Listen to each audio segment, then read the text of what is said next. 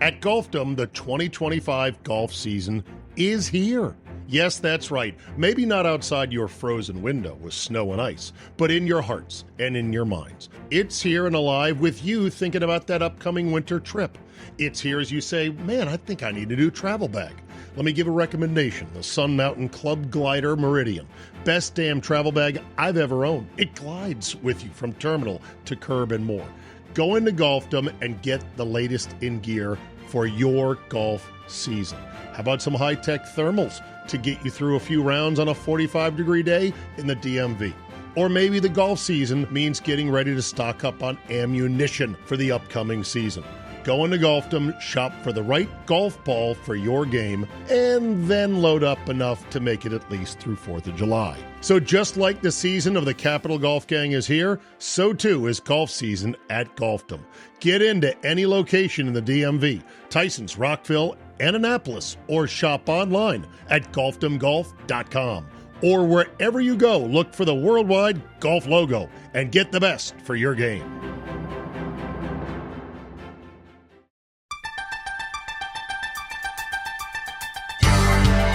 In the shadow of the most powerful city in the world, the Capital Golf Gang is on the air with instructor John Ronis from the Ronis Academy at River Creek, Executive Director of the Middle Atlantic PGA, John Guhl, and now your host in Washington, D.C., Steve Czaban.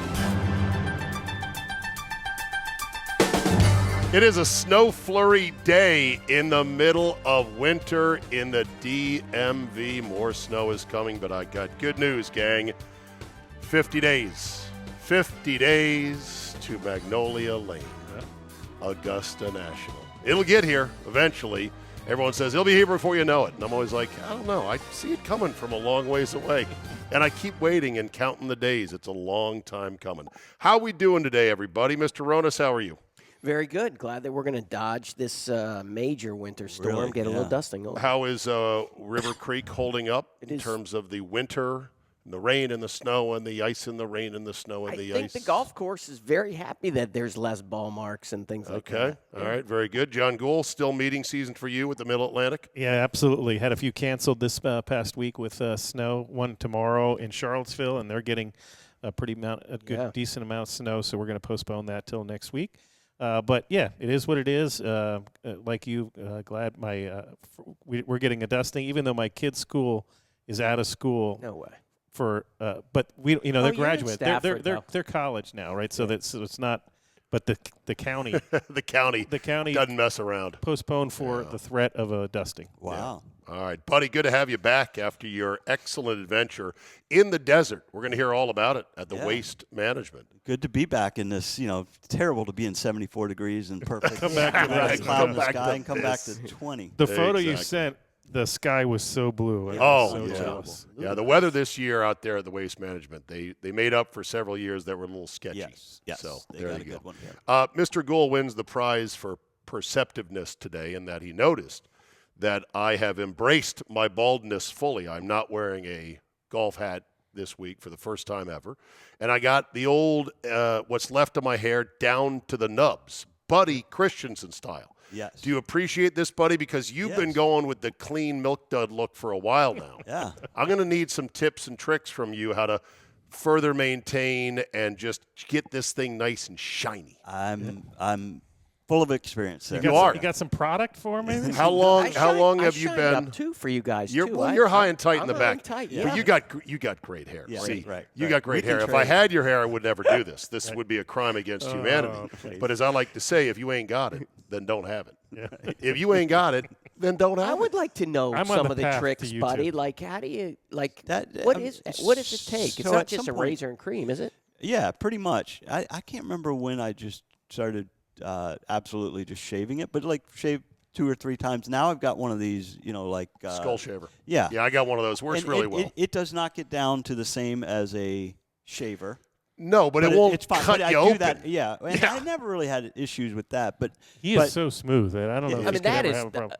Buddy's head is perfect. No, it's a good-looking you're bean. Gonna get there. It's a good-looking bean. I think my shape is equal to his shape. I've been blessed with a good looking milk dud head. Great shape. But I've got some, I got some acne that's got to be worked out, and I need exposure. I'm going on vacation next week, so I'm going to try to get it nice and tan without burning it. No, I agree. But Buddy's got it like his literally looks like a cue ball with the shine. That's good. It's good I mean, stuff. shine. It like looks it. like it's buffed. Well, they make product that shines. Zabe's Well, got a little bit more that's what I'm five head. asking. I think. Like, is that like no, a I shoe don't, brush no, thing? No, or? this is just all natural. All natural. Wow. But you do need to worry about, the ball cap with the little opening in the back when you start shaving off that back. 'cause I haven't worn a ball cap for 4 days, which is the longest stretch I've gone in a long time. Trying to lean into But I'm talking being bald. on the golf course, right? You're Oh, standing yeah. over ball, so that little spot there. Yeah, it so you gets got to tan get the line. sunscreen there. I'll work on that. Yeah. But anyway, glad that you noticed. Or get the Mr. fitted hat. This is great, right? great golf topics to start with here this week. Well, you know what? There are lots of bald guys that shave their head that golf with the roof open Well, and that's just true. let it get sun. Now, on a hot day with the sweat pouring down, that's probably another issue. You want a hat to be able to mop it just up. the full headband. Just go out there with the full headband. Walter Payton Yeah, style. total. That's right. Bandana. Yeah. Maybe a do-rag like Prison Mike in The Office. There you go. Whatever. Okay. All right. So before we get into the 9 holes I've set up for today's show, last night was the second of back-to-back nights of TGL, the Tomorrow Golf League. And I was not watching it. I was working on the show today, and I got a text from Buddy saying tonight's TGL is, quote, off the rails. I purposely did not respond because I didn't want to know what that meant. Off the rails good, off the rails bad, or somewhere in between. What happened last night? So to go backwards, Monday we had the 3 shows, right? So I watched those. 3 matches, they're all close. right, I watched yes. a big You chunk. watched it. A Okay. lot. So I DVR'd Sucker. it and then watched it know. that night. I watched the first one, and it was great, right? It was a good match, and I was like, I can't watch 2 more of these, though. This is just too much. It was already enough. So last night I got home, and I kind of fast-forwarded through them, because then I was watching, and it says, oh, now we got another one on Tuesday. I'm like, oh, God, I got 3 to catch up on tonight, not 2. So I went through quickly, and they looked like they were good matches, and well, they were. And you stop on the DVR when you see someone doing Yes. a somersault Oh, yeah. or rolling on the Correct. green or whatever it is, because you're like, oh, something must have happened there for Yes. Justin Thomas to do a backflip or whatever he did. That's what they're doing now? Well, they're It having was just fun. reacting They to were. his partner They're making really a having a chip-in. good time now, which is definitely, if there's nothing else on TV, it makes it somewhat entertaining. There's college basketball. Yeah, Your Yukon Huskies, Huskies won last fighting night. their way through a tough season en route to a three-peat with your increasingly profane coach dropping F-bombs He's every insane. presser. He's totally insane. Lunatic. But to take a break from that insanity, Yes, you watched some Danny TGL. Hurley. Okay. I watched TGL. Now, I did so- see where Tiger Woods tried to hit a wedge 199 yards. Well, that wasn't even it. Because That he wasn't- thought that- it was 99. 99. Yes. And the shot clock was ticking. They couldn't hear because of the music. How far is it? 99. What? Well, no, 199. Well, so all right. So first of all, before that, they were down 8. I don't know if there was 8-0 at that 8-0. time or 7. No, it was like 8-3 or 8-2. something. at the Okay, time, so they yeah. had come back and won a hole by then. Yeah. But they were down 8-0 after 8 They holes. being Tiger and Tiger The with Jupiter Golf Links. yes, with And Kim and Kisner. Kim and Kisner. Okay. and Tom Kim actually playing very well, and Yeah. these two were just awful. fascinating. And Tiger was missing fairways by 25 yards. I already to the pumped one left deep and- into the woods. Oh God! So you could see he's sweating. You could see he had that look of like Tiger you know, was. tough Yes. driver He yips. was I think he had everything sweating yips in profusely. his head. He Yeah. was like, then he gets up there and he hits his shot, and I'm like, oh, they had another glitch. Like and so it's after a drive. No, on that a- was after that was the next one that he hit. He hit his drive, and it was a par 4, and he had 199 yards in. yes. And then he stepped up, and at the last second, they're like, wait a second, he's got a wedge in his hand. Because you know how we talk on the course, because you can see it. You don't worry about it. But Right. instead of saying, apparently it's really hard to say 199. Yeah, or if Buddy yells 199. over me, I say 99. Yeah. Because he knows it's 199. Yes, he knows it's right. not 99. Well, Tiger didn't get that. You wouldn't mistake those yardages on a real course. Right. No. But Your there, sense would be this clearly not 99. they kept on saying but to him wasn't it a 99, par- 99. So but- then he hit that shot. And in the Why didn't they call timeout? Because they didn't He know already hit it. And they didn't know No, but somebody I heard in the clip said call timeout. Oh, And they didn't. They had a timeout in their pocket. Well, I think he was in the middle of his swing at that point. Yeah. So why what? does he have a wedge? So what? He has the literal wrong club. You call timeout. Regardless, he By the hit way, the I can't ball. believe I'm having an argument And about TGL right now. Maybe the reaction Dumbest time wasn't thing ever. great. So yeah. he hits the ball 100 yards. He hit a perfect shot. Yeah. Well, it's 100 yards short, 99 yards short. And now it's like, you said 99. Right. No, 199. Oh, and Tiger was thoroughly embarrassed. Then he stepped up. Was he embarrassed? Yeah. He- Then yeah. he stepped up. I mean, He total said- nerd Was he embarrassment. pissed off? No, But he total- said it was he's the most really- embarrassed he's a he'd been on nerd. the golf course. I think he said. Yeah, no, he said the most embarrassing he wasn't on the golf thing course, that's but- happened in his golf career. Oh. Then what the he said. next shot Wait a he minute. hit from the rough at 100 yards hit the stanchion up there. Oh, it Then did. we didn't know what was going on. That's the one that hit the metal. Oh, I didn't even catch that because I Oh, was you hit still the metal, came back. Oh. Now they're just like, what on earth is going on? That ball went like 30 yards over the green. It was like, Okay, so the what is ball, going on? I saw he ended up 30 yards over. That's what. So then he ended up doubling that Yes. hole without, and I think it was a par 5. no, it was par 4. It was. Yeah. Doubles it without a penalty stroke, which Right. is hard to do in that whole thing, right? Right. Hold on a second. Most embarrassed he's ever been? He said it was the most embarrassing thing he's had happen to him in his golf career. Really? Rachel Yucatel, Jamie Jungers, Kalika Moquin, Mindy Lawton, That's Corey personal life. Rist, Holly Sampson. Do I need to go on? Yeah. That's He's incapable of That's embarrassment. personal life. That has nothing to do with his I think golf he was career. referring to golf. Okay, fine. And he said on the golf course, whatever he said, like Tiger. I mean, Tiger, he's beyond a nerd. Yeah. Yeah. I mean, he really is. He can hardly have a kind He's of a more conver- Eldrick now than ever, right? He really is. Like he has I'm Eldrick. tries to joke around back and forth with those guys, and it's a bit awkward. Now, do you know why, seeing this in Tiger, he was so enthralled with Jordan and Barkley when they befriended him at the peak of his athletic fame and stardom, that he finally got to be with the cool kids? Yep. Yeah. And they And then he kind of gave it taught up. him. They kind of taught him Guhl how to do it, but they didn't teach him all the tricks. That's what screwed him up, because he ended up with that list of mistresses. Well, the other thing is he looks Lord. hurt. He does not looks look old, right. man. He's just walking back and forth. He does not look good. He didn't look good swinging the club.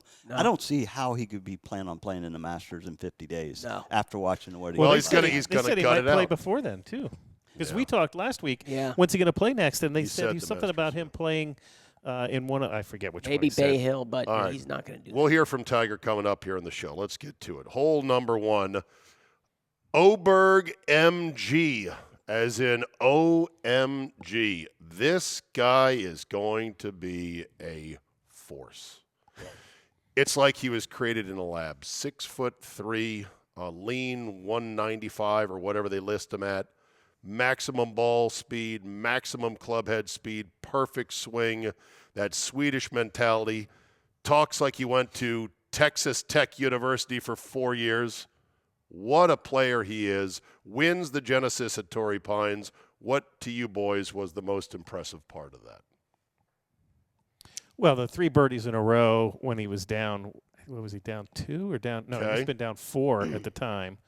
You know, he looks like the Terminator. Like that's kind of what I think. But a nice Terminator. But a nice Terminator. But also, I think we've had this conversation 4 times in the last 4 Right. years about other guys. The next truth? The next, We've had it about whatever. him. Yeah.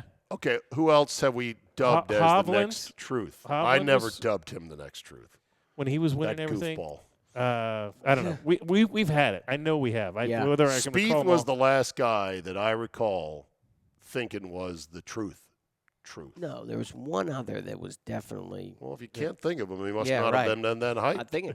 Yeah. Well, I mean, this but we does hyped him. happen. Yeah. This does happen every year this early in the season. Guy plays well, and you're like, oh, boy, this guy's young, and he looks really, really good. Yeah. He's going to be something. But he's performed at the Masters, obviously. He's performed at the Ryder Cup, and he's still, a year and a half into his career or whatever? Not even 2 years. 24, I The Ryder believe. Cup was before his first major. So, Yeah. yeah absolutely. Well, he finished second to the Masters last year, and so I cannot stop my golf goombas and text threads going, he's going to win the Masters. That's my pick. And I'm like, yeah, he finished second last year.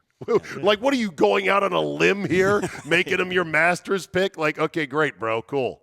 Yeah. He also missed the cut in one of the 4 majors and finished, I think, T30th in his other best finish. So he didn't really do much other than that second at Augusta. But I remember him last year at Torrey at the Farmers, and he tore it up and couldn't make a putt inside of 5 feet. Okay. He was horrible at putting. So I think he plays his course well. He tore it up this year and then got sick. Yeah, he got sick, which, everyone's getting sick now in the country. So, yeah, it was his turn to get it.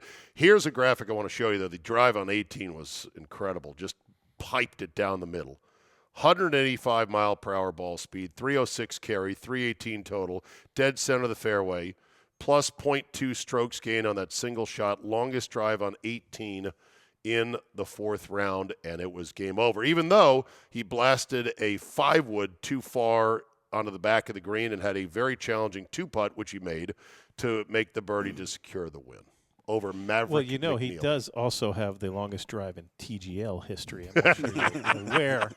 Oh, Minwoo Lee had the highest ball speed I saw. Oh, so that was if you believe their computers, right? Yeah. And I do think last night too with Tiger, I think a few of their shots they may have been gearing it a little straighter than what he just hit. He gets put on beginner level. I think that if you look at Oberg, he is one of those guys that the physical attributes are such that if he plays the best that he can possibly play, he's probably going to be better than everyone else on that week. But he hasn't shown yet the superstardom in every single thing that you need, which is, the mental aspect of the game and the physical aspect of the game and, handling the tour and all the other stuff yet. The consistency yet in that. But he's so young. There's still some stuff there's still some stuff to learn. It was interesting to me, so I didn't watch last night for TGL, but I watched Monday. It was an interesting dynamic because they had all just arrived back late from the West Coast on Sunday night into Monday morning, and then they were all there for a 1 o'clock and then 4 o'clock and 7 o'clock or whatever the times were for the matches. So they're all talking about Oberg, and they interviewed him while he's drinking his coffee and all that stuff. But the funniest thing I thought was when he played his match, which I think was the second match, the afternoon match, and he striped one on the machine, and they go, well, it's a good thing he's not good looking though. Right. He's got it. Right. He literally has everything going for him. He's got a great swing. He hits it a mile. And he is good looking. Right? Oh, he's just stunning. a shame. Yeah, okay, that's what I figured. Yeah. Funny how we've gone from guys on the tour sharing rides in vans from one stop to another to guys flying private jets and getting no sleep to go play in a $1 million simulator hit and giggle because why not? I've got my Monday free. Yep. These guys make too much money. Mm-hmm. That's all I can say. Good for them. It's too much damn money. Okay. How about Maverick McNeely, by the way, almost winning? He also flew himself down to the tournament in his single-engine propeller plane. His father, of course, is the founder of Sun Microsystems, so he's a billionaire, I believe, his pops. Yep. Yeah.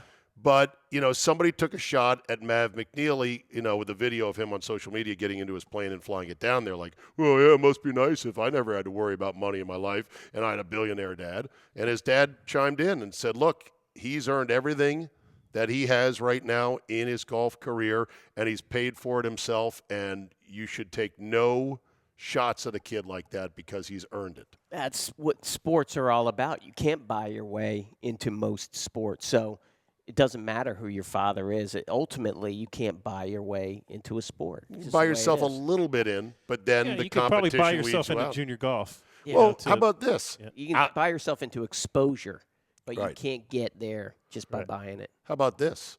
There was the son of a humble greenskeeper who also would fly his own plane to tournaments. His name was Arnold Palmer, Yep. Right. a father who was a part-time drunk and abusive at times to his own mother.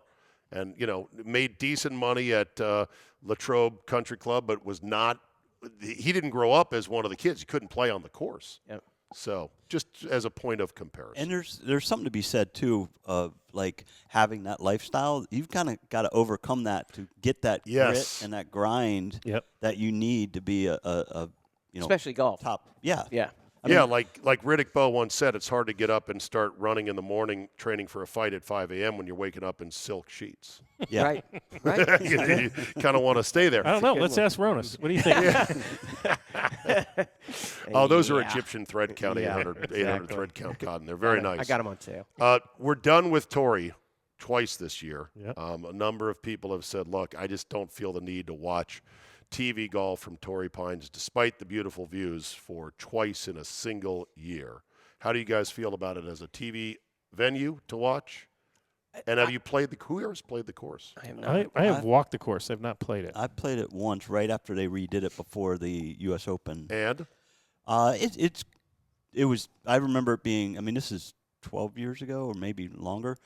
I remember it being 15 years ago. Long, fairly difficult, but kind of like you see it on like TV. a muni. Yeah. But the TV product, I mean, first of all, it wasn't like it was intentional. It wasn't like, hey, this course is so good, right. we're going to be here twice in 3 weeks, right? I know. So and logistics, as an operator, I understand, the logistics of just keeping that stuff up is a lot better than finding a new place and trying to develop it all. So that set aside, I watched a lot of it. It was enthralling competition. Well, it's on golf. Sunday. It was an elevated event, so there was the stars that were there. Correct. The leaderboard was fabulous. Yeah, and they set the course up differently. It didn't feel like you were watching.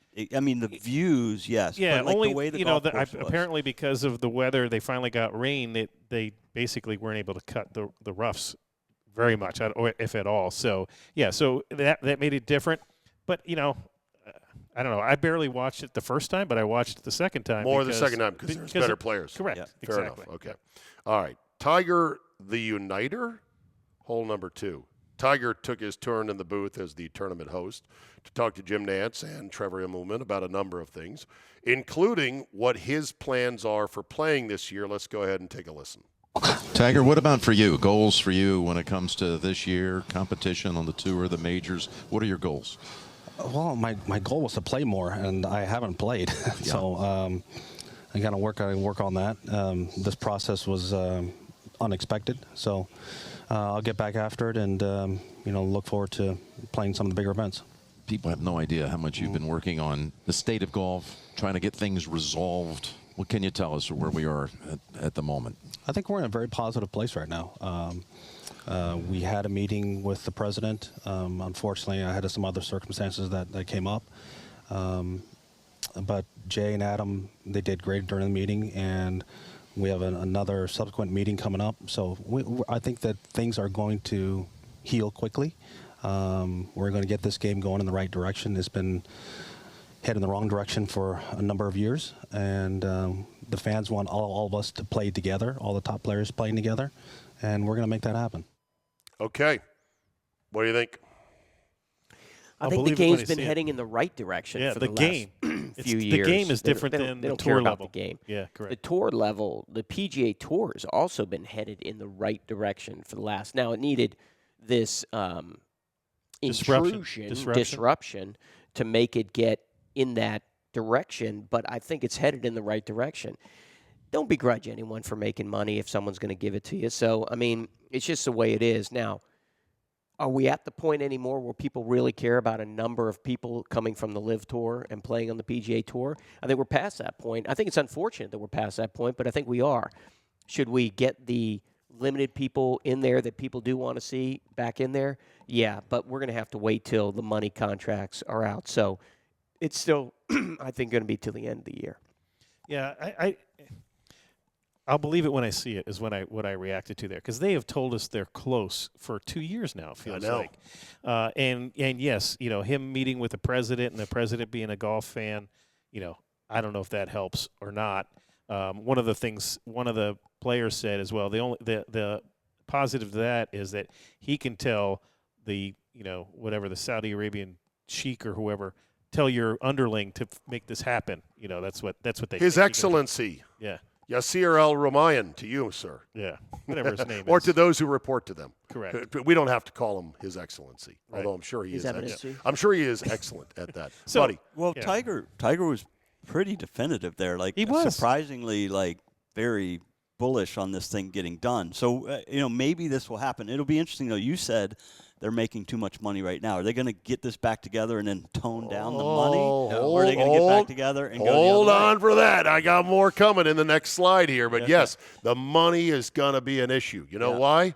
money is always an issue Yep. in everything in life.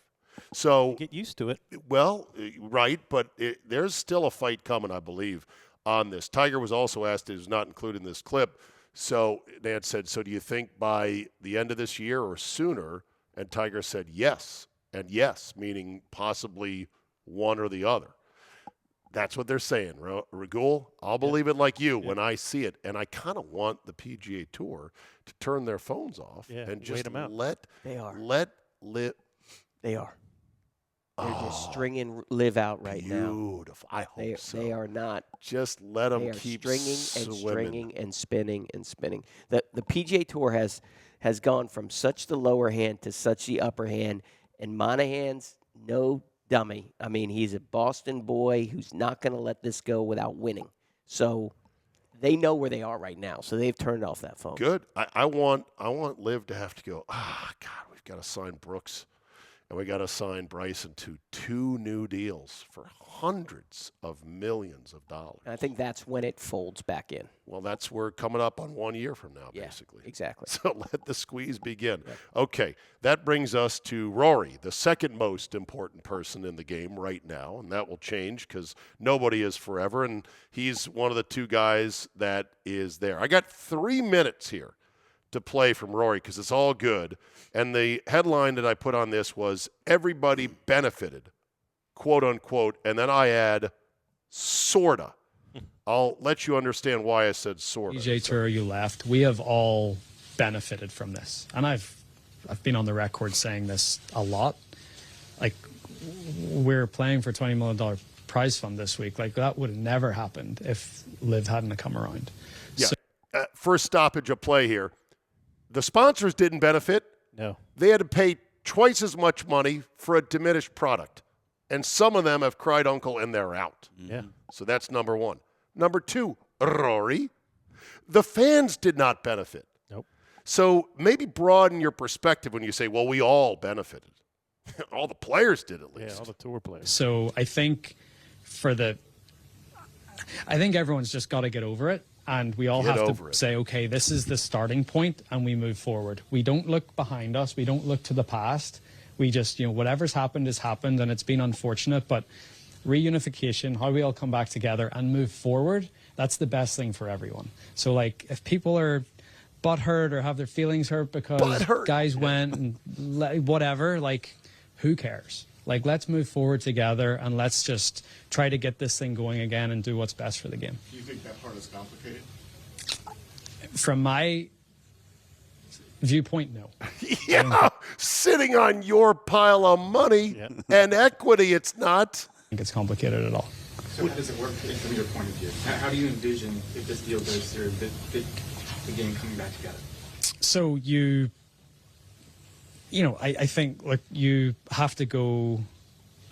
He has no answer for this, by the way. This was a great question. So how do you reunify the game? Well, what process do you employ to reintegrate guys who had tour status but don't now? It's the most important It's the most important thing. How could Rory stumble and fumble and have no answer on that? Because I think he was convincing himself in that last answer. Yeah. Like, really? He's just talking well, to then himself. He should like talk that. less, for God's sake. I'm going to ask him on Monday. Oh, you are? There are I'm going to tape it. Guys that were on the PGA Tour that went to play on Live, right. And if they still have status, sure, come back. Come back. Sure, and play. come back. He says, by the way, I thought they all lost their status. They did, by except definition. the people who get in as past champions of either events or majors will still have status. But all the rest of them aren't in the top 100 anymore. So even they would have to go through DeChambeau, Koepka, and Rahm don't have status because their tour membership was canceled. Right. Like Netflix. Yeah, I guess the question was it canceled indefinitely so they could come back, or was it revoked? I guess. Good question. Yeah. That's for the tour to decide, though, not for the players to just say, I've got status. I think Rory's conflating major eligibility for some of these top stars versus tour status. Yes. Yep.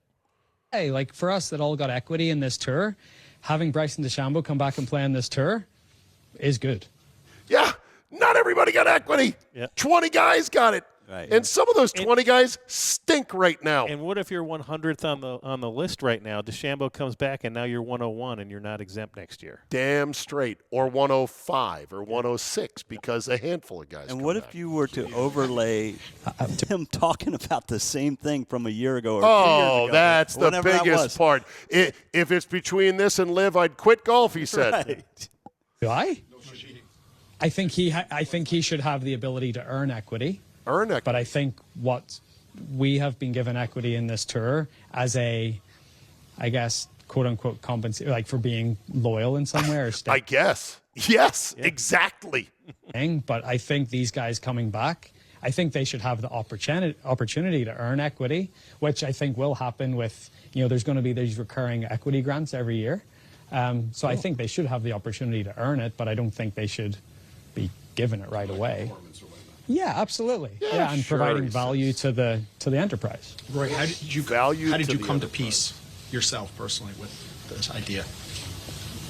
Counted my money. Because I look at what I made in 2019 before Liv came around. By the way, did you hear this before I played this? No. Unbelievable. What a call by him. That was a good call. What a call by him. The money, and he pauses and he's like, searching hard drive. Well, I looked at what I made. I look at what I've made after Liv come around, and it's very different. Like, wow. I don't know what to say. I earn more money now than I did in 2019, and if Liv hadn't come around, I don't know if I would have been able to say that. But you didn't feel that way initially. No, I didn't feel that way initially because of the fracture that it wasn't good for the game. But then it was good for my bank account. Then I was like, so the game's taking one for the team, but look at my money. Right. It wasn't good. Wasn't good for the overall game. It wasn't good for either tour. I didn't think. I think we're both sort of like this has been great for the Wasn't good for either tour. The Boombox and Shorts tour is barely even a tour. What is it good for? Right. They were already bleeding money. Major championships. We all get together at the major championships, and that's been a really good thing. But for both tours, it's. By the way, they don't all get together because some of the guys don't actually qualify for every major. Yeah, by the way, the Masters is a very short field, limited invite list. The U.S. Open is hard to get in. There's a lot of pros that have to try to qualify.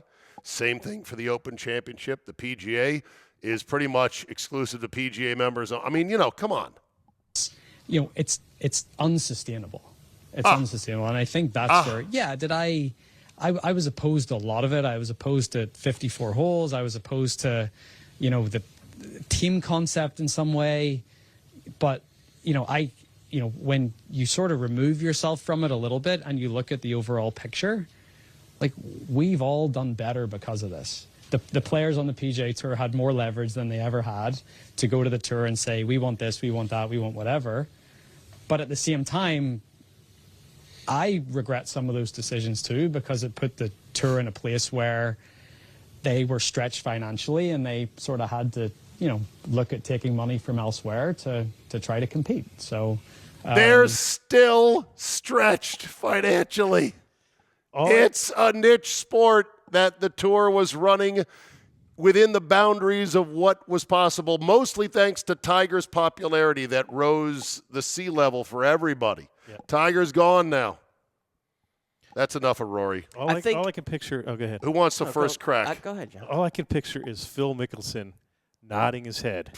Yeah. Just going, yeah. I was right all along. Yeah. You owe me because I'm so smart and I'm the smartest guy in the room and disruption, blah, blah, blah. This reminds me of every day, basically, as a golf professional. But you get two guys. There's 100 guys in a tournament, and two guys say, you know what, that shootout should be alternate shot from the tee, not the partner and the guest hit on alternate shot. And that's the way we should do that. Everyone else is fine with it just being alternate shot with both guys teeing off. But those two people, and they yell and they yell and they yell. They complain the most. Then there's a consideration to change it for those two people. Like, why do we even consider changing it for them? Right. This is what the live is. There's two guys. There's really two guys, Brooks and DeChambeau. Really? Right? Well, Rahm. Yeah. Rahm, but maybe Cam Smith. Yeah. No. So this is what we're dealing with, and we're going to really changed the progression of where we gotten to for those two guys. When Rory says we have to look forward and leave it all behind, that's great in a mechanical world, but human nature won't allow that. We know that. We know there's grudges and everything else. And even at the beginning, you could say, oh, you know what, I'm going to do that. We've been this in life. I'm going to let bygones be bygones. The first thing, though, the first thorn that kind of brings that back up, you're like, right? Yeah. I mean, it's like the obliviousness of Rory, who I still want to like him, although this has really rocked me listening to this from him. He's oblivious to the fact that the dynamic was an entity with infinity money from oil that was dragged out of the sand, went and took basically golf hostages, a handful of them, that forced your organization to outspend everything it had in a desperation attempt to survive. And now because there's a stalemate, you just want to say, hey, okay, no problem for taking our guys as hostages. Yeah. But this did incredible damage to the tour. They don't have the money. He says this is unsustainable. Yes, the current amount of funding for these rank and file tour events is unsustainable financially. I think the moral of what I was trying to say just a second ago is when you do ask the question, the follow-up question, why would you like to change that format? Ultimately, it's because it helps them. Yeah. And that's the only reason. Yeah. So when Rory, when he was asked that question, ultimately the answer is, I make more money. Yeah. So let's just bring it back. It's definitely I, not we. No Because, question. I don't think he speaks for the tour membership. Maybe for the top 10 or the top 20, whatever number you want to pick. For Cantlay and JT and the other guy, Spieth, who are in that cabal running the tour. Right, but if you're, like I said, the guy 100th or 125th on the list, they're not making more money, and they're the ones who are going to be really bitter when those guys come back. They're not just not making more money; they've got less opportunity to play now. Less spots. Yeah. Everything's changed. Oh, I'd be super pissed if I was down the list as a really good tour player who, God forbid, I just wasn't top 50. I was 70th in the world consistently. I mean, shame on me. If they bring back 5 live guys, they're going to have to expand 5 PGA Tour spots. They have to. They got to make them pay something. They got to make them pay money That somehow. was what they talked about at the very beginning of all this. If they ever come back, they got to pay that money back. But put it back into tour events. Right, but to who? So that Rory's going to benefit from that? It's not going to be the 105th guy. He's not going to get paid any money from that. But I do think Rory walked through that whole thing kind of convincing himself, thinking it as he went. I mean, that was unbelievable. I had not seen that. Yeah, that's pretty incredible from where he was. And it also points out there is no way they can get back together without hypocrisy. I mean, the things that Jay said from the beginning, at some point you're going to swallow something that you're like, I shouldn't have been that strong on that. So because Rory, I hate to live tour. Jay was it's blood money. Yes. I mean, all those guys came out really strong, and so you're right. If it comes together, they're going to have to. That will be the ultimate question. Why did you say those things at the beginning, and have you changed your views? It happens in politics also. Yep. And the answer is going to have to be the truth. We decided that it's best for the tour monetarily. Yeah. And guess what? Guess what? We don't need all the best players playing against each other every week. We just need most of them. Because every given week, even when there was a unified tour, some guys took time off. They were independent contractors. You never got exactly every best guy every week. And the so-called notion of best guys, they might be playing terrible. So the best guys even have down times in which they don't even make the cut. Right. So it's such a dumb concept of we want to see the best guys every week. Well, that's not golf. Yeah. That's not how it works. Maybe if the live guys come back, they're required to play in every non-elevated event. Oh, look! That's thinking your outside the punishment. box. That's good stuff. I think they should have to play in really thick pants.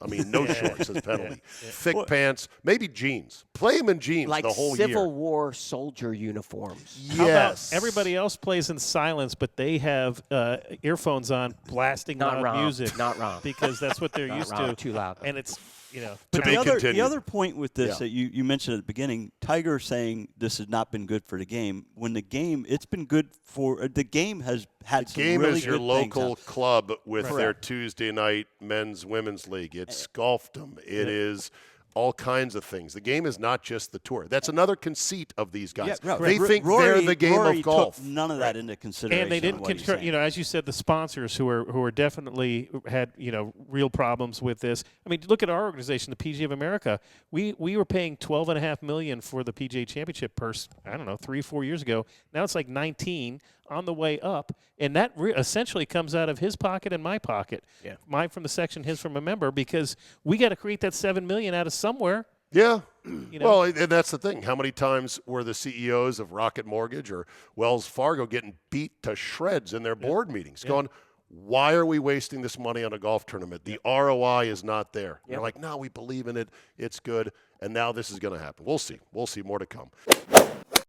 Quick break here, and thank you for listening to the Capital Golf Gang. This year, when it comes to new sticks, accessories, apparel, training aids, gadgets, and everything else in between, shop Golfdom.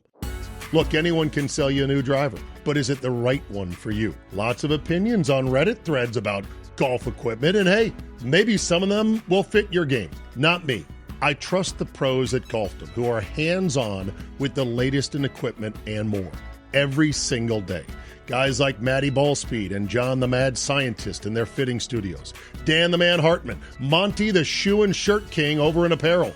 They are the reason Golfdom is a cut above. Swear to God, last summer I was about to make a big shoe mistake when Monty rolled up and said, hey, did you know Echo makes these new line of shoes? And I said, spoiler, I do not. And he was right. I love them. Come experience it yourself this winter as you dream of the long, warm season to come at Golfdom in Tyson's Corner, Rockville, and Annapolis, and on the web at golfdomgolf.com. Now, back to the fellas. That's a bold claim, Cotton. The new CEO of LIV, Scott O'Neill, said the following: outside the majors, if you want to see the best players in the world, there's only one place to see it, and that's at LIV. Jake Knapp's lifting coach, which I think is a fake name, but still this is a guy on Twitter, says, I'm getting ready to watch Ludwig, Rory, Scotty, Finau, Cantlay, Fleetwood, JT, and Hideki play today. This guy is watching top fives of Neiman, Ortiz, Ancer, Puig, and Bland. Truly hilarious. In the dark in a shotgun with 54. Well, this was down in Australia. Yeah. But Brandel Chambly, who's blocked me on Twitter, but I can still read his stuff. I don't know what I did to get blocked. He's blocked a bunch of people. He says to somebody who responded to him saying, well, the True World Rankings, and he went and listed the odds-on favorites at the Masters to indicate True World Rankings. He said, look, here's the numbers. Of the 10 most recognizable LIV players last year, who could have played in 40 majors collectively, only played in 34 of the 40, and only 2 had top fives, both by DeChambeau. As a group, they missed more cuts and top tens than averaged outside the top 40 in those 34 events. Moreover, Rahm finished in the top 10 in every LIV event, and yet on the PGA Tour, he has less than 50% top tens, which is more of an argument of how the LIV Tour has weakened the best players' games because of lack of competition and lack of motivation. Here's the actual quote from the new commish, so you can hear it straight from his lips. About it internally is this is now the ceiling. We want it to become the floor. And so how do we lift? And we have some amazing cities coming up. You know, we're back in Mexico, but this time in Mexico City. And we're heading to Korea. Those are 2 golf-starved markets that I think we have a chance to start to build. And it doesn't happen overnight. But you have a public-private partnership. You have corporate support. You have fans that want it. And you don't have to look too far past our leaderboard to know that outside of the majors, if you want to see the best players in the world, there's only one place to see it, and that's at LIV. Yeah, okay. It's a bold claim, one place. Cotton. Gotcha. He's doing the same thing Rory's doing. He's convincing himself as he's saying. Yeah. Scott O'Neill is straight. There's a lot of golf stars. He's a straight corporate Todd, this guy. He's got to say all the things. Momentum, building, going to take time, corporate buy-in, private-public partnership. Look at these cities, Seoul, South Korea, and we're going to Mexico. Hey, who cares you're going to Mexico City? The tour goes to Mexico City. Half the guys bail on it. And what time are we going to watch this? I don't know. 4 a.m.? I don't 2 a.m.? I don't know. I DVR it all. I've been DVRing every live event, and I'm going to watch them all nonstop, back to back. When the tour finally folds. Do you have FS2 on your DVR? You might not have it. I need more gigabytes of storage. Let's get to something fun. Hole number 5, Buddy's Desert Adventure.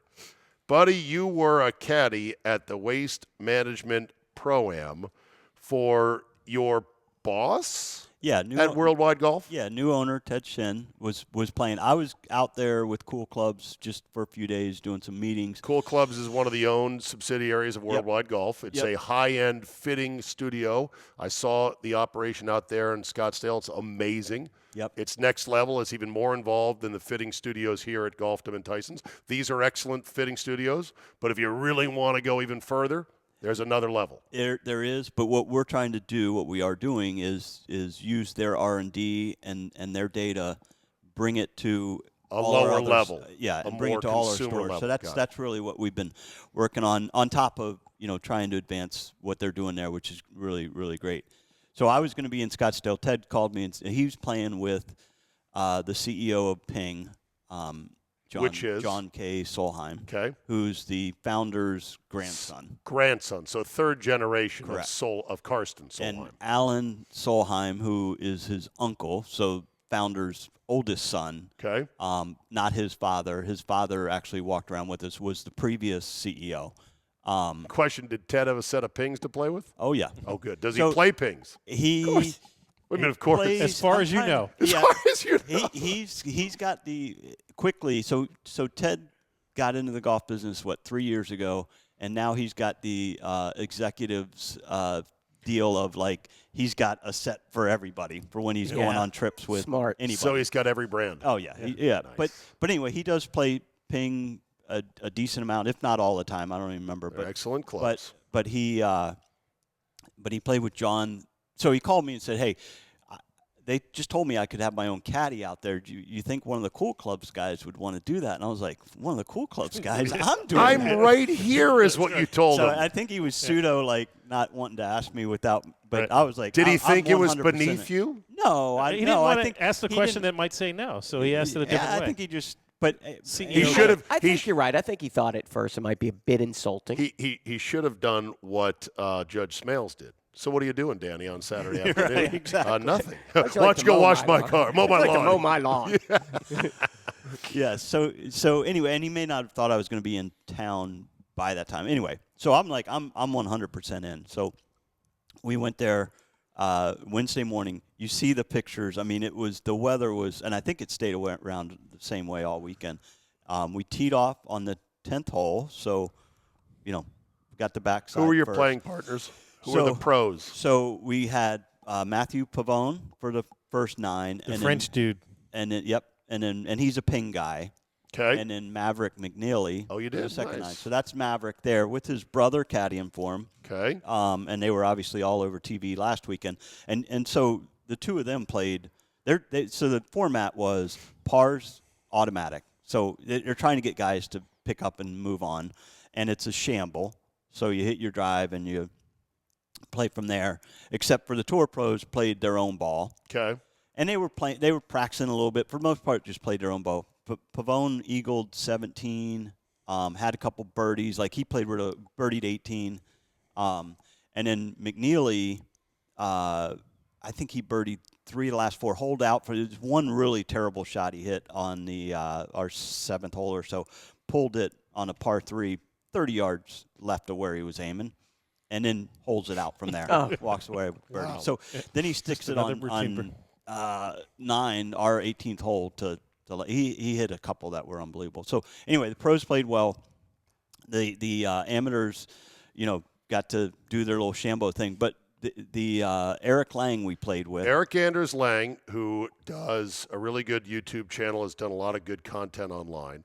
I saw the video he posted on YouTube, which was, can an amateur break 90 from the back tees at the Waste Management? So I guess they let him play the whole Megillah, and they let him play his own ball. So he asked, and they let him. So this group was at a disadvantage because he should be playing up a tee, Sure, and he should be participating in the shamble. And so he's like I guess a 6-7 handicap. I didn't know who he was. I texted you guys, and you and CJ were like, oh yeah, we know him, and Random Golf Club. Do you have a contact for him? I would love to get him on the show at some point. Yeah, we can. I have great respect for what he does. It's very offbeat and sort of hippie-like.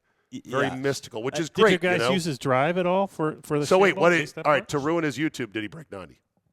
Oh, so he hadn't put it out yet? No, it's out, but I'm TLDR. I'm not going to watch it. I'll tell you, that was a weird element too. TLDW, didn't watch.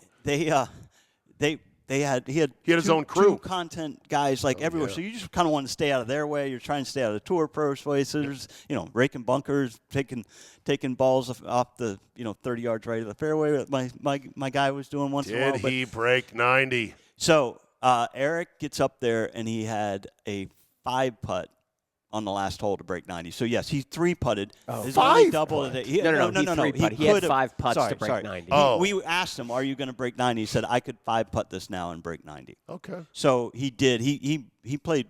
I thought pretty well. What was the hardest part of the course? It looked firm and fast as heck. The greens looked really firm. Fast. It was hardest part of the course. The second hole was this tight.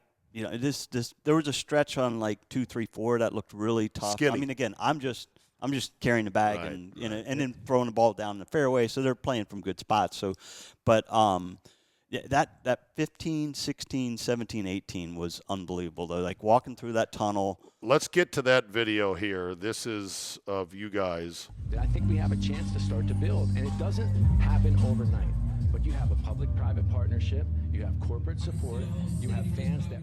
I got to get that other audio out of there. But yeah, there's the video of you walking through there, and it's quite the scene having been there. It's amazing. Pretty good crowd on a Wednesday too. Oh my God! This is like the 6th hole we teed off at 8:30. So this is right. it was a 10 o'clock. 6-hour round, but yeah, it's like 10:30.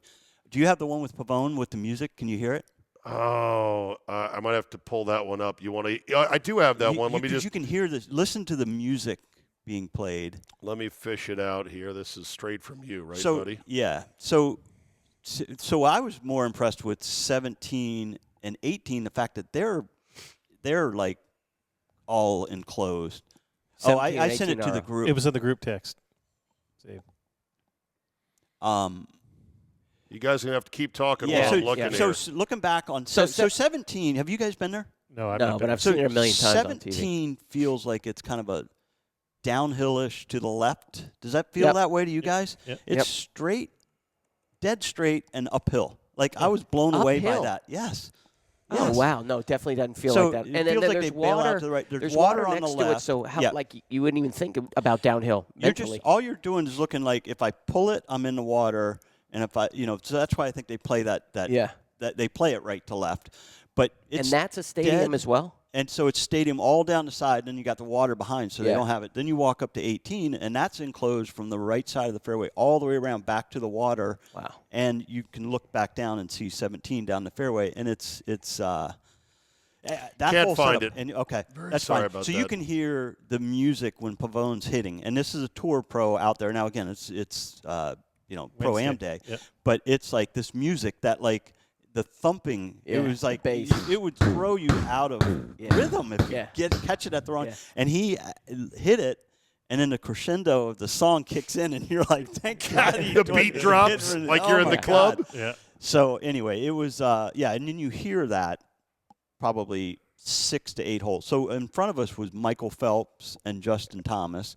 So they got a big crowd going around after that. Yeah. So anyway, it was a blast. It was perfect weather. So what does it cost? May I ask? I don't know. I mean, so obviously Ping is out of Scottsdale, right? And a friend, so I'm sure they have a couple spots. I'm guessing. I think it's like $15,000 if you were to walk in off the street and said, "I want to play in this thing." Right. I think that's the number, but I'm not sure. Okay, I know a guy that plays in some of the Corn Ferry Tour, or plays in one of the Corn Ferry Tour pro-ams. It's about $3,000 to $5,000, I think, which is, real money for us regular civilians. Mm-hmm. But he says it's worth it because it's really cool. Gets to play with good players and very, very nice. Must be nice. All right. It's all very cool. Time for my $1 million idea. I would say don't steal this, but go ahead, steal it, because if you do it, it'll be cool. So, a couple hole-in-ones this week. First one by Ludwig Oberg. Here it was at Torrey. Wedge and 3.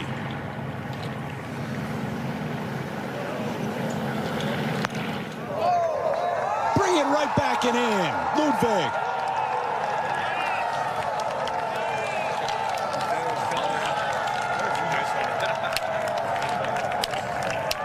All right, pretty good. Not bad, right? There was another ace, and that was down at the Live Tour at the beer hole. You can see the still shot here. This is how it looked and sounded from one Patrick Reed. A little subdued early, the crowd at 12. A little more encouraging, shall we say, as the day goes on. Oh, goodness me! Patrick Reed, you little beauty! Well, that didn't. Now, I will admit, despite the annoyance of Arlo White, the announcer, you little beauty. Yeah, you little cheater. But still, you little beauty. This shot here with the long lens that shows all the beer cups flying down, I mean, that's a pretty good shot right there. It's very cool. Yeah, if you're not, it happened 16 in Phoenix. Right. If you're not of the mindset of this is ridiculous and golf should not be encouraging this. I don't know if you believe that. Some people I know feel like these beer celebrations, both at Waste Management and the copycat hole down here, are not proper. I mean, can't have it on every hole. But, yeah, there's a time one and a place event, for everything. One hole. Yeah, and that 16th hole, by the way, they said that it takes them 9 months to build it and then tear it back down. Why not leave that up? Yeah. Wouldn't you want to play it with that up there? Correct. The answer is, from what I heard, is if it's permanent, it's taxable. Oh. And there's also residents that don't like the fact that it would be visible from the highway. I could see that. There's also apparently, because there's that aqueduct there, that it's technically in a floodplain. Not that it's ever flooded, but there's a lot of issues. Yeah. It does seem like a waste of manpower, though, to build it, take it down. Build it, take it down. Yeah. I wonder if they can just leave like the pillars in there or something, but yeah. Yeah, so, but you would want to play it with it all up. Yeah, like, correct. Yeah. All right, so here's my $1 million idea. You ready? Mm-hmm. There were 16 aces on the PGA Tour last year. $16 million. It's not a lot of money for the PGA Tour over the course of a season. Every tournament that's a tour event has one hole. That is the $1 million par 3 hole. And the $1 million does not go to the player for hitting it. Screw him. He's already making millions of dollars. Goes to a fan. Here's how it goes to the fan. When the gates open, every day at that tour stop, at that par 3, the one par 3, that's the hole-in-one par 3, the fans can run safely as they do at the Waste Management, or as safe as possible, to get a seat at the venue.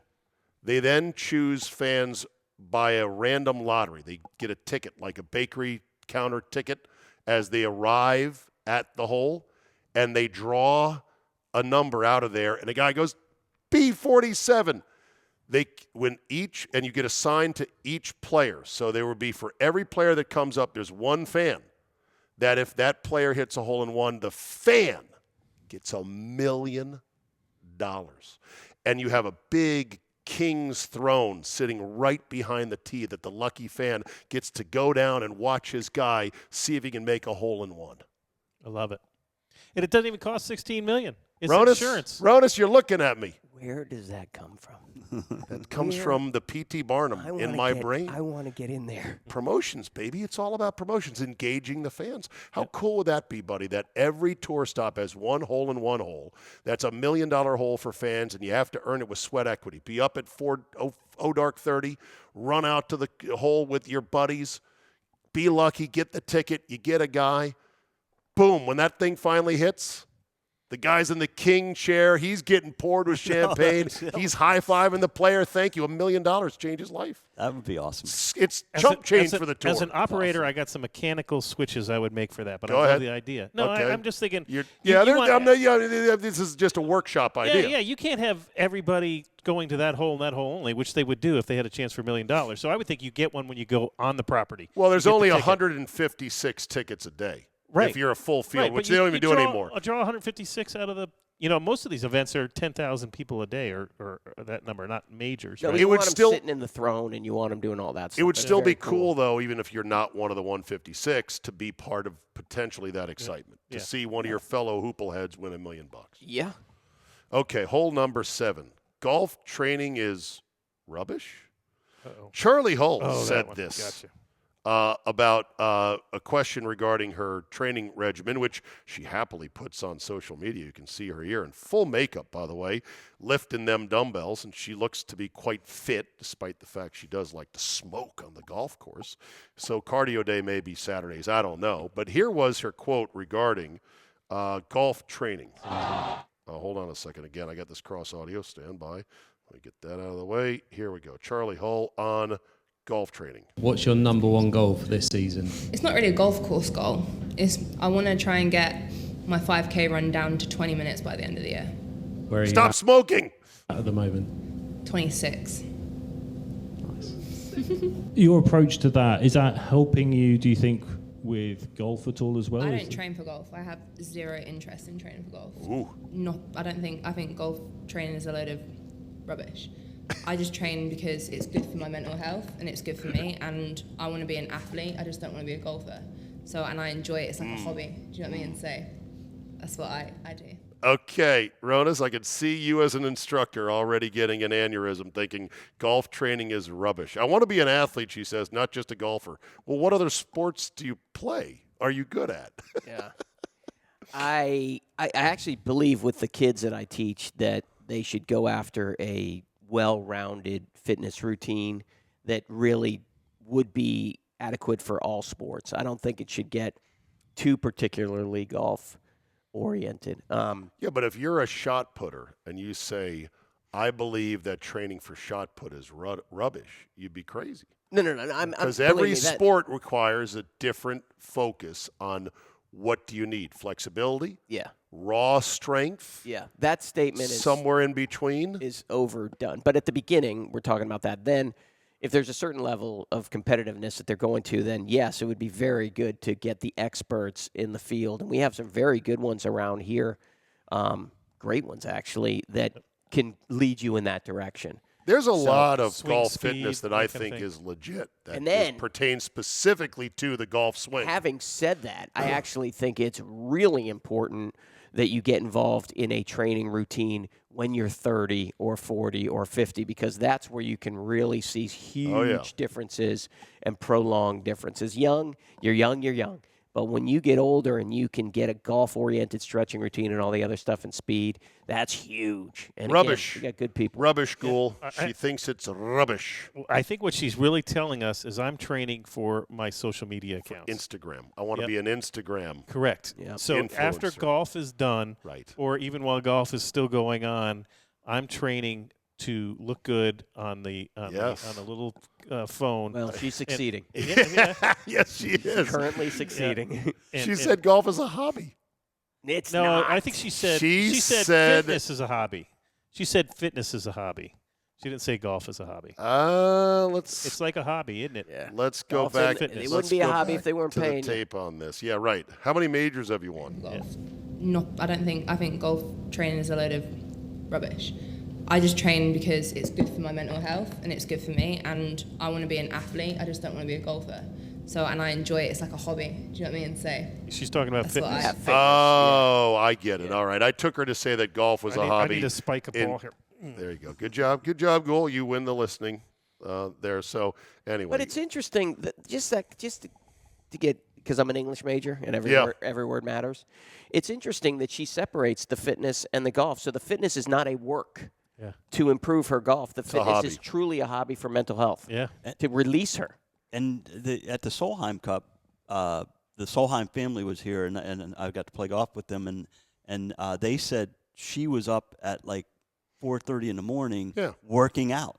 Like stress relief. So if she adapted that as a way to get better at golf, it would no longer be just a stress relief. So that's an interesting psychological move that she made. Yeah. Well, I do like the stress relief of her posting photos in the gym. It's very stress with relief these for you. very, very, very relaxing outfits that she has on, obviously, you know. Yeah. I mean, it can't be for the Instagram. Can't be. I mean, why would you wear makeup to the gym? Why would you wear clothes? It's a tiny bit of makeup. It's only about 4 pounds of makeup, it looks like. Yeah.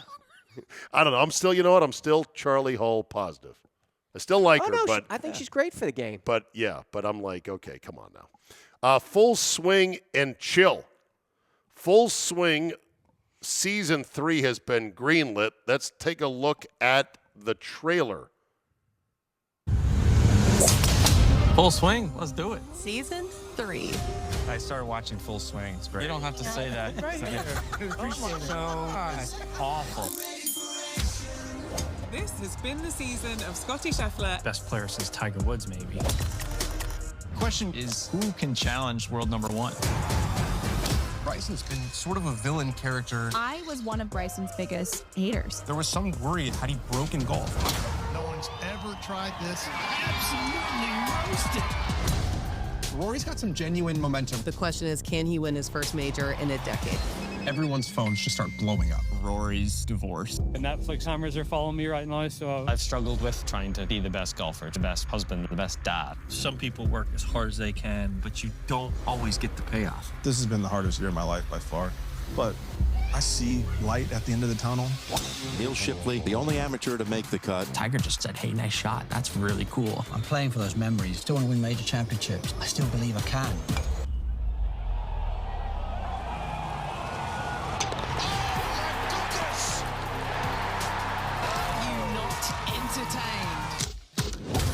The beauty of sports is not in the athletes making victory look easy, but overcoming adversity. That's what we connect to. Scotty Scheffler is the champion. Scotty Scheffler has been arrested. Wait, what's going on here? This can't be real. No chance this is real. Now, what do you think of that? Good. I'm gonna I watch actually it. think that I forgot how many things happened last year. Yeah, I know. Good stuff right there, isn't Yeah. it? Yep. I mean, you know, part of what we've said all along is that golf doesn't realize they're a niche sport.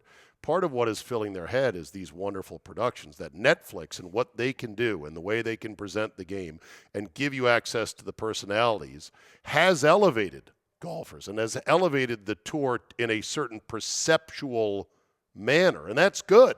It's fun for us nerds, but I think it's making them think they're the NFL sometimes. Well, but the thing about it is, the way you think about this is you watch this, right? We get a little pumped up, right? Great editing, by the way.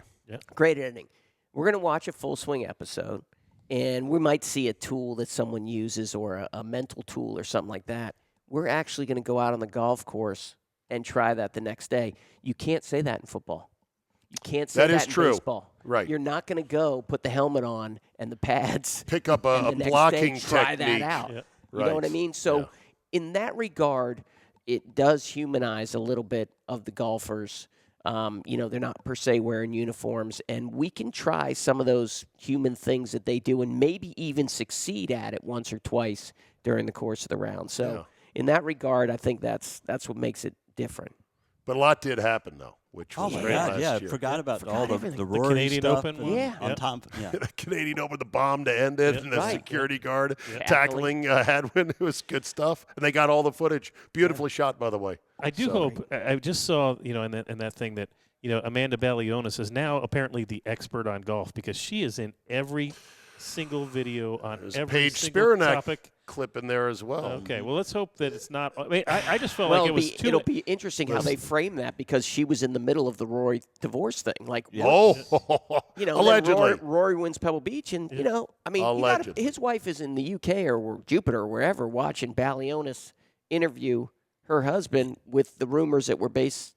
You know, I know. It's weird. I know. It is weird. Well, they signed people for this project that looked good on camera. first and foremost. Yep. And I believe that Amanda Balionis comes cheaper than Jim Nance in terms of, do you want to sit down for our cameras and tell us what you experienced? Nance's price is here. Yeah. Hers is down here. And she looks great on camera. I also think she does a good job. Yeah. She does a good job at what she does. She does a fine job. Yeah. Fine job. Okay, last hole today. Need a ruling here. There's the legendary Slugger White. One of the greatest rules official ever, or Guhl, just the most hyped guy. Not that there aren't fine rules officials beyond Slugger White. Yeah, I would say, I'm not going to say he's overhyped, but he was in the lead position that got a lot of notice. He was the big dog, and of course he had that very recognizable figure with the straw hat and the mustache. And here's Slugger White. Great name, too, by the way. We need a ruling from Slugger White. My boy Gary Young is in that position now. He's head of rules. Oh, I don't know, for the tour? For the PGA Tour? I don't even know. Gary Young played for Bryan College. He was good. Okay. Really good. So here is what I want a ruling on. I don't know if you've seen this clip yet. Oh, I did see it. But it's a good one, okay? Who here has seen the clip? I saw it the other day, yeah. All right, Ronis has not. This is great. So here's a random weekend hacker at some muni, and he's got sweatpants like he is Jason Day wearing Melbourne, and a thick cotton hoodie underneath his outer jacket. So clearly it was a little bit cold that day. Here he is lining up, driver in hand.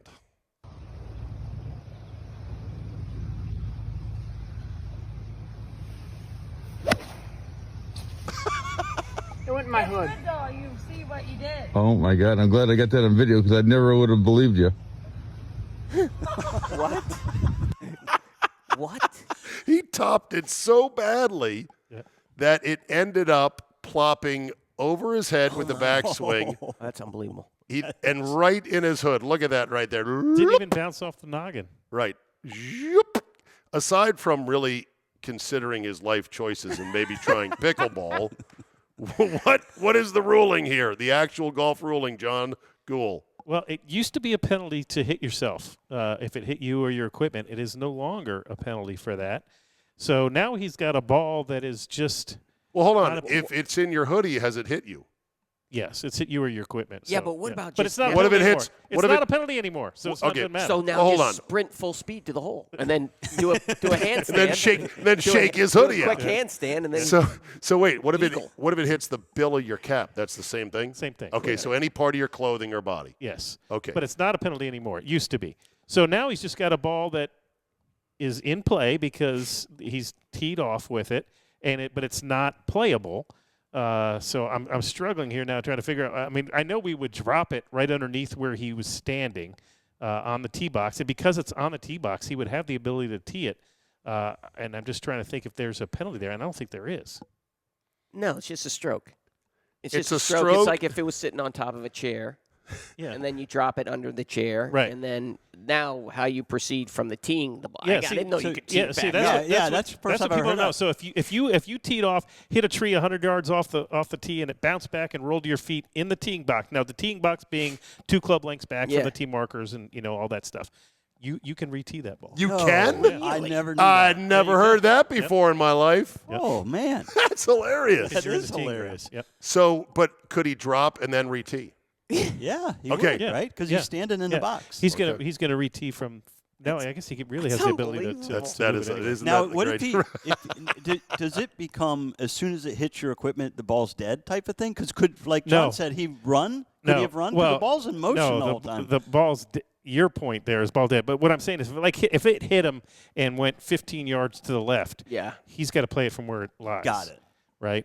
This is so it's not dead. So it's not dead when it hits you. You're right. So could he have run? The ball's still continuing. No, you're making shit up. This is the. See, this is going to come up at your member guest this year. I'm going to give this exact ruling. Yeah. John Guhl said you can run down to the green, do a handstand, but you got to hold the handstand for 10 seconds. If you're going to do that, just you put it in can't your hold pocket. the handstand. It doesn't count. Could you go over how we put it in my hood? Oh my God, that's the hard part. All right, what do we have to mop up this week? Anything else you guys want to talk about, promote, etc.? I mean, for God's sakes, this weather's unbelievable. It I know. was 18 degrees this morning. My car guy showed it's winter. up. So. It's February. It's traditional winter, my friend. No. As I said, you know what? I was thinking about. Start stretching. No, I said that last week. But start chipping. You know what? Indoors. Play one tournament more than you would have played last year. For the season. One tournament. All right, Mr. Ronis, I'm holding you to that. And that's why I brought that up, because I've been saying it for a lot of years, but I actually think my game's in a position where I can put myself out there a little bit and not cry. So, all right. One more. Cool. Sign-ups are open for drive, chip, and putt all across the country, so not just in our area. So if your kid is between, 8 and 15, you can sign up for drive, chip, and putt and start the path to Augusta. Who knows? Drive, chip, and putt is for kids ages 8 to 15. 8 to 15, boys and girls, with the chance to go through your local qualifier up to the regional qualifier, and then the finalists get to go to Augusta to compete on the Sunday before the first Monday of the Masters have tournament. 4 boys and girls from the state of Virginia playing in the finals this year on the Sunday before Augusta National. So where are those? Or no, they're already qualified. Yeah, they qualified last year. So this through September. So you're saying sign-ups for next season? Well, they sign-ups. The qualifiers are this year, this summer. And for then next year. For next year, right, okay. Yeah. All right, correct. so the hay's in the barn for this coming Masters. Correct. In 50 4 days. Okay. 4 kids from Virginia, so that's pretty cool. When are they going to do this for adults? Yeah, exactly. And over 5 handicaps at least, you know? I mean, I don't want, college kids whooping all our butts. That's right. Buddy, what do we got going on in the store here at all the Worldwide Golf Stores? We've got all the new products is here, and, the weather's holding people back from playing around here, but people are traveling, and good time the to get traffic's fit. been good. So good time to get fit, good time to come check out the new equipment. And, John's talked about this before too, but like the cascaded product is out there as well. So there's some different price points being hit, more so now than ever before. And, get yourself ready for the year. By the way, new TaylorMade P790s. They're shinier now, which look really gorgeous. Yeah. Yes, Ronis. I said this earlier, but the equipment this year is really special. Yep. In every single category. But I do want people to really try out some putters this year, with the straight back and through, with the face-to-face, with the cruiser length putters, the different shapes. Try some putters this year. You might find something that might help you make some more putts. Yeah, the lab putter. Talking about something like this, Ronis?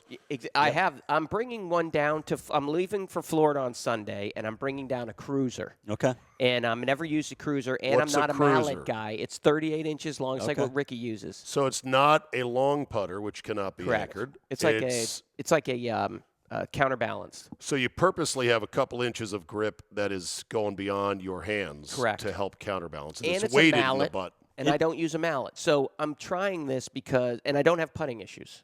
But I'm trying it because that's what everyone says. I really think. Okay, you will soon. I'm trying it, but I don't have putting issues. I think it really would help putting issues, and I want to be able to explain that of how it feels to your students. So I'm going to take it down to Florida, and those greens are going to be like 14, so it'll be a good test. So, I encourage people to try out all these different things. All right, guys. Thanks for coming in today. Get on into any Worldwide Golf Shop, and also to all the Golfdom stores here in the D.C. DMV area, both here in Tyson's Corner and in Rockville and in Annapolis, and get fit for the season. Till next time, boys, thanks for listening to the Capital Golf Gang presented by Golfdom. We will see you next time. This has been the Capital Golf Gang. If you'd like the gang to visit your home course, send your inquiries to zabe@yahoo.com. That's CZABE@yahoo.com. And for free swag, we're all in extra large. So thanks for the shirts.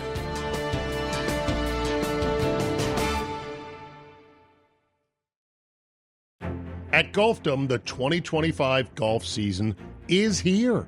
Yes, that's right. Maybe not outside your frozen window with snow and ice, but in your hearts and in your minds. It's here and alive with you thinking about that upcoming winter trip. It's here as you say, man, I think I need a new travel bag. Let me give a recommendation, the Sun Mountain Club Glider Meridian. Best damn travel bag I've ever owned. It glides with you from terminal to curb and more. Go into Golfdom and get the latest in gear for your golf season. How about some high-tech thermals to get you through a few rounds on a 45-degree day in the DMV? Or maybe the golf season means getting ready to stock up on ammunition for the upcoming season. Go into Golfdom, shop for the right golf ball for your game, and then load up enough to make it at least through 4th of July. So just like the season of the Capital Golf Gang is here, so too is golf season at Golfdom. Get into any location in the DMV, Tysons, Rockville, and Annapolis, or shop online at golfdomgolf.com. Or wherever you go, look for the worldwide golf logo and